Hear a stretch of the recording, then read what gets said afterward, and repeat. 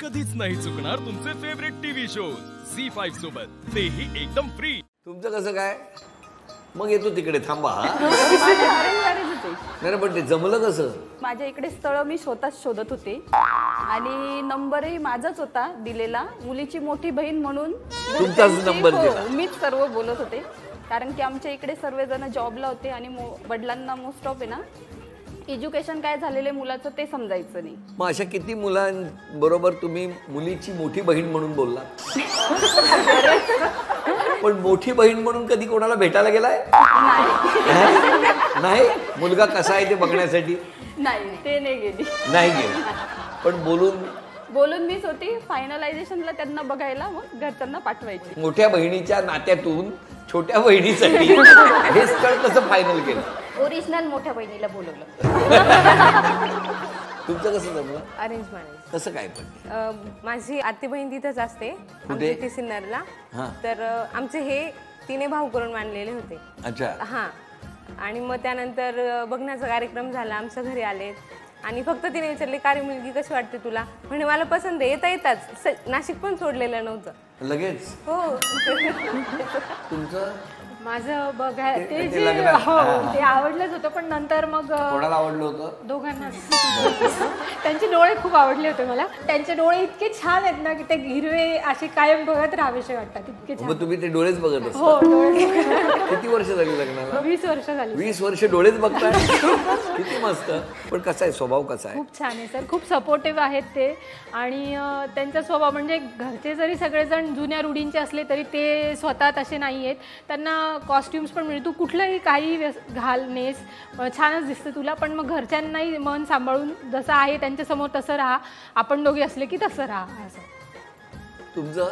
आमचं लग्न माझ्या मावशीने ठरवलं. म्हणजे आम्ही खूप जवळच्या नात्यातले, पण एकमेकांना कधीच बघितलेलं नाही. पण जेव्हा फर्स्ट टाईम म्हणजे माझंही पहिलं स्थळ होतं बघण्याचं आणि त्यांचंही पहिलंच, तर दोघांनी ग्रीन सिग्नल एकाच वेळी दिला दुसऱ्याच दिवशी की आम्ही एकमेकांना पसंत आहे. तुमच्या सगळ्यांमध्ये ग्रीन कॉमन आहे ना? यांचं बघा ना, ग्रीन डोळे होते, तुम्ही ग्रीन सिग्नल दिला. हे बघा इकडे ग्रीन साईड, हे वेगळंच आहे काय? माझी बघा ग्रीन साईड. पण मग लगेच झालं का दोघांनी? नाही, मग नंतर 5 महिन्यानंतर आमचं लग्न झालं. पण त्या वेळात आम्ही भरपूर गोष्टी शेअर केल्या. म्हणजे दोघांचं एज्युकेशन जवळपास सारखं, पण लग्नापर्यंत माझी डिग्रीज कंप्लीट होती. त्यानंतर मात्र मी आता PhD पर्यंत शिक्षण घेतलंय. त्याला सपोर्ट फक्त PhD कंप्लीट झाली. डॉक्टर नमस्कार.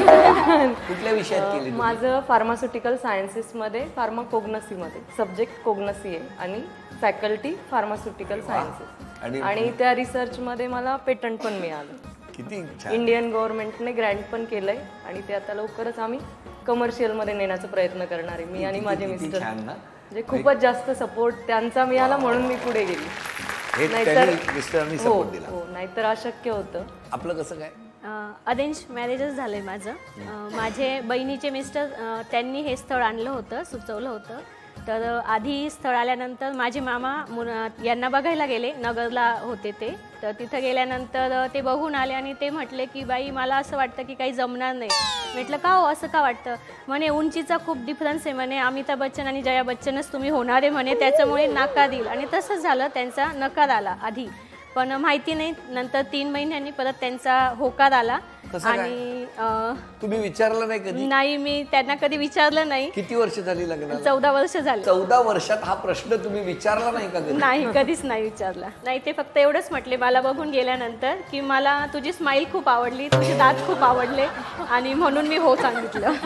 एकाला डोळे आवडले, एकाला दात आवडले. तुमच्या 6 जणींमध्ये शांत स्वभाव कोणाचा? कोणाचाच नाहीये. पटकन भांडायला कोणाला आवडतं? नीला. त्या दोघीच्या एकमेकींवरती नाही, सर्वात फास्ट शॉर्ट टेम्पर्ड ती होती. तिच्या मिस्टरांची पण अशी कंप्लेंट आहे की फार चिडते बॉस. बरं, तुमच्या मिस्टरांची तुमच्याबद्दल कुठल्या तक्रारी आहेत? जसं तुमच्याबद्दल एक तुम्ही चिडचिड करता, तुमच्याबद्दल? मुलाला ओरडू नको, तो त्यासोबत अभ्यास करेल, बोलू नको, छोटा आहे तो 4 वर्षांचा. मुलाला राग करता ही तक्रार आहे त्यांची. हा, ओरडू नको फक्त बस. म्हणजे तेच ना, उगाच नाही ना ओरडत माणूस. तुमच्या बाबतीत मला घरामध्ये खूप टापटीपपणा आवडतो, मग मी सारखी रागवत असते. मी ज्या दिवशी घरी असते त्या दिवशी असं सगळं पसरलेलं असलं, पसारा असला की मी सारखी रागवतच असते. म्हणतात की मग तू ऑफिसलाच गेलेली बरी आहे, तू घरी नको थांबतो. तुमच्या बाबतीत आमच्याकडे एकच तक्रार आहे, तू शांत बसली तर अजून तुझी प्रगती होईल. मुलांवर अजिबात ओरडायचं नाही, एवढं शक्य तितकं पाळ, एवढंच मोस्ट ऑफ एवढीच इन्स्ट्रक्शन तक्रार आहे. तुमची ते मला नेहमी सांगतात की तुझा राग थोडासा तू कमी कर. कमी कर. म्हणजे राग करता हीच तक्रार आहे हो. त्यांची. हो ना. मग तुमच्यात बदल होण्यासाठी काय कराल तुम्ही, शांत राहण्याचा मी नेहमी प्रयत्न करेन, जो कधी यशस्वी होणार नाही? तुम्ही नाही काय, माझ्या मिस्टरांची तक्रार हीच आहे की पैसे जरा जास्त खर्च करते. आणि त्यांना म्हटलं तर मी परचेस डिपार्टमेंटला आहे तर दिवसभर माझं काम त्यांचं येऊन जाऊन फिरून सगळं परचेस डिपार्टमेंटला. नाही, त्याला मी चिडवत असते ना, अरे मी दिवसभर पैसेच खर्च करायचं काम करते तर ते होणार आहे, त्याला काही कंट्रोल नाही. त्या डिपार्टमेंटच्या बाहेरच पडत नाही. तुम्ही मी औषध शोधते आता राग कमी करायचं. काय एवढं राग करता? एवढा गुणी नवरा मिळालाय, बिचारा एवढी मदत करतो, सगळीकडे तुम्हाला एकटीला फिरायला पाठवतो, अजून काय करायचं त्यांनी? मी सर करते, मी ट्राय करते काय ट्राय करणार? राग कमी करायचा. आणि खरंच झाला राग कमी की तुम्ही केला समजा, तर काय त्यांची प्रतिक्रिया असेल? तरी काहीच राहणार नाही, सेमच राहणार. ते शांतच आहे, ते शांतच असणार. ते आधीपासून शांत आहे? शांतच आहेत. लहानपणापासून? हा. तुला माहिती आहे? हा, म्हणजे सांगतात घरचे मला. कोण सांगतात? सासू सासरे काय सांगतात सासू सासरे? की आमचा मुलगा फार शांत आहे, ही शांत खूप आहे, चिडचिडी असं. ही चिडचिडी आहे. मग माझे गुण मुलीमध्ये जात आहेत. तुमचे गुण मुलींमध्ये जात आहेत आता. छान वाटतं. आमच्याकडे सेम. तुमच्या 6 मैत्रिणी, पिकनिक, फिरणं, मजा होते का तुमची? खूप किस्से असतील ना. तुमच्यात अबोलापड होत असेल. कोणाकोणात भांडणं झालीत तुमच्यात आपापसात? भांडण असं नाही, पण म्हणजे एक सिनेरिओ असा होता की दिवाळी हा सण सगळ्यांसाठीच महत्त्वाचा असतो. त्या दिवशी सगळ्यांना वाटतं घरी असावं बुवा, म्हणजे गृहिणींनी म्हणजे सवाष्णींनी तरी घरी असावं, सगळं करावं फराळाचं वगैरे. तर असं होतं की आम्ही एकाच डिपार्टमेंटला असल्यामुळे आमचे सरांनी, आणि तिला गावाला जायचं असतं. कोणाला? योगिताला. अच्छा. तर तिला गावाला जायचं असतं, म्हणजे ती लांब राहते म्हणून मग त्यांनी तिला सुट्टी ॲग्री केलं की ठीक आहे तू जा. म्हणजे ते पार्शिलिटी कर. हा, मग त्यांनी मला हा म्हटलं की म्हणतायत नाही, त्या. बघू द्या. म्हटलं सर असं कसं काय, तुम्ही तिला परवानगी दिली आणि तुम्ही मला नाही म्हणताय, पण मला पण सुट्टी हवी आहे. मग ते म्हणाले की नाही नाही ऐसा नाही होगा. मग त्यांचा आणि माझाच वाद झाला. मग नंतर मला हिचा राग आला की बुवा ही गेली पण मला काहीच बोलली नाही आणि मला सुट्टी पण मिळाली नाही. मग तिने नंतर फोन करून कन्व्हिन्स केलं की मॅम जाऊ द्या, आपण नंतर ॲडजस्ट करत जाऊ आणि मग तशी सुट्टी घेत जाऊ म्हणून. घेतली? हो, घेतली. संपलं ना? मग या दिवाळीला मी इथे होती आणि त्यांनी सुट्टी घेतली होती आणि मग नंतर तिने घेतली. असं लगेच बदला तिथे.